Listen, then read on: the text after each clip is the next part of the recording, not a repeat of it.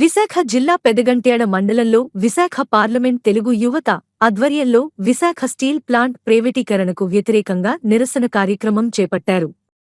ఈ కార్యక్రమంలో తెలుగుదేశం పార్లమెంటు అధ్యక్షులు పల్లా శ్రీనివాస్, పరవాడ తెలుగుదేశం నాయకులు బండారు అప్పలనాయుడు పాల్గొన్నారు. ఈ సందర్భంగా పల్లా శ్రీనివాస్ మాట్లాడుతూ, రాష్ట్ర ప్రజలు విశాఖ స్టీల్ ప్లాంట్ని పోరాడి సాధించుకున్నారని, ఎంతోమంది త్యాగాల ప్రతిఫలం విశాఖ స్టీల్ ప్లాంట్ అని అన్నారు. సుమారుగా 40,000 మంది ప్రత్యక్షంగానూ, లక్షలాది మంది పరోక్షంగానూ ఉపాధి పొందుతున్నారని అన్నారు. స్టీల్ ప్లాంట్పై ఆధారపడి జీవనం సాగిస్తున్న లక్షలాది మంది ఉపాధి కోల్పోతారని, ఇంత పెద్ద ఉక్కు ఫ్యాక్టరీకి సొంత కాప్టివ్ ఐరన్ ఓర్ ఖనిజ వ్యవస్థ లేకపోవడం వలనే నష్టాలు వస్తున్నాయని తెలిపారు. 2032 నాటికి దేశంలోనే అతి పెద్ద స్టీల్ ఉత్పత్తి చేసే కంపెనీగా ఎదుగుతున్న విశాఖ స్టీల్ ప్లాంట్ని కాపాడుకోవడం రాష్ట్రానికి ఎంతో అవసరమని అన్నారు. ఎంతో మంది త్యాగాలతో ఏర్పాటైన విశాఖ స్టీల్ ప్లాంట్ని కాపాడుకుందామని అన్నారు. కేంద్రంపై రాష్ట్ర ప్రభుత్వం ఒత్తిడి చేసి ఉక్కు కర్మాగారాన్ని కాపాడాలని కోరారు. తీసుకుంది కనుక ఈరోజు స్టేట్ గవర్నమెంట్ సమాధానం చెప్పాలని ప్రతి ఒక్క రైతు నిర్వాసితుడు అడుగుతున్నాడు. దానికి సమాధానం చెప్పాల్సిన అవసరం ఉంది.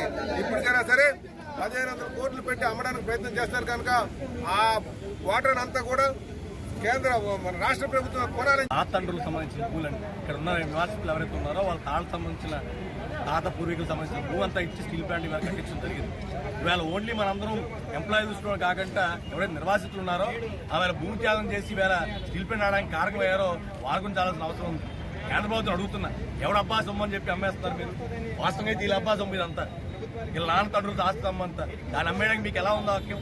ఇప్పుడు దాకా ఉన్న రైతులుగా న్యాయం చేయకుండా కంపెనీ అమ్మేస్తామంటే ఈ మంచి పద్ధతి కాదు. ఈవేళ మేము కేంద్ర ప్రభుత్వం కష్టపడుతున్నాం. కేంద్ర ప్రభుత్వం రన్ చేయాలని కంపెనీని ఓ ప్రైవేట్ వ్యవస్థ ఎలా తీసుకెళ్దాం అనుకుంటుంది? అంటే ఏ లాభం లేకుండా తీసుకుంటుందా?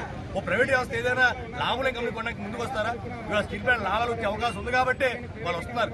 కాబట్టి కేంద్ర ప్రభుత్వం అమ్మే విధంగా కాకుండా కంపెనీ రన్ చేయడానికి ఏ విధంగా ఆలోచన చేయాలో అది ఆలోచన చేయాలి. గనులు ఇవ్వాలా, లేదంటే ఇక్కడ ఏదైతే ఏమన్నా ఇన్ఫ్రాస్ట్రక్చర్ కావాలి డెవలప్ చేయాలి తప్ప ఇప్పుడు ఉన్న వాళ్ళందరూ అమ్మేసి చెందుకుంటా అంటే మంచి పద్ధతి కాదు. అప్పుల్లో చాలా మంది విజయమాలి లాటలు దేశాలు మారిపోతే వాళ్ళు తెలియని పరిస్థితులు ఉన్నాయి. కేంద్ర ప్రభుత్వం ఈ మాత్రం కంపెనీలు అమ్మేసి డబ్బులు ఇచ్చే పరిస్థితి చేస్తుందా? ఈ పరిస్థితి అయితే ఒప్పుకునే పరిస్థితి లేదు. ఇదే కానీ అయితే మాత్రం వైకాపా నాయకులందరినీ కూడా హెచ్చరిస్తున్నాం. గతంలో చంద్రబాబు నాయుడు గారు ఎయిర్పోర్ట్లో ఆపి వేడి వాటర్ తీసుకొచ్చి మీ అందరూ ఆపడం జరిగింది. ఇదే స్టీల్ ప్లాంట్ కంపెనీ గురించి కానీ మీరు ఇక్కడ ఢిల్లీలో వచ్చి మీరు పోరాటం చేయడం కాదు. ఢిల్లీలో పోరాటం చేయకపోతే మిమ్మల్ని మాత్రం విశాఖపట్నం ఎయిర్పోర్ట్ ఆడే పరిస్థితి ఉండదు. ఎక్కడైతే స్టీల్ ప్లాంట్ ఎంప్లాయీస్ ఉన్నారో, నేను నిర్వాసిస్తున్నారో ఆంధ్ర రాష్ట్రంలో ఉత్తరాంధ్రలో ఉన్న అందరూ ఏకమై ఎయిర్పోర్ట్లు అడ్డంగా కూర్చుంటాం. ఎవరు ఎయిర్పోర్ట్ కాదు ఫ్లైట్ దిగే పరిస్థితి కూడా లేకుండా చేస్తామని చెప్పి హెచ్చరిస్తున్నాం. కాబట్టి ఇప్పటికైనా కేంద్ర ప్రభుత్వంతో ధీటుగా మాట్లాడండి. ఇక్కడ గల్లీలోకి వచ్చి ఒక ఎంపీ మాట్లాడతాడు, మీరు రాజీనామా చేస్తాం, కంపెనీ ఆపేస్తా ఉన్నాడు. ఢిల్లీలో కూర్చున్న నాయకులు ఆంధ్రభవన్లో ఏం చెప్తారు? జగన్ గారు ఇంకా పడుకున్నారు, లేచి నాకు ఏదో కారణం చెప్తారంట. జగన్ గారు వెంటనే మొద్దునిద్దరు వదిలి లేచి స్టీల్ ప్లాంట్ మీద స్టేట్మెంట్ ఇవ్వాలా. ఆయన ఇవ్వడానికి పుస్తకం ఇవ్వడానికి ఉన్నారా లేడకున్నారా చెప్పి జగన్మోహన్ రెడ్డి గారు చెప్పాలా.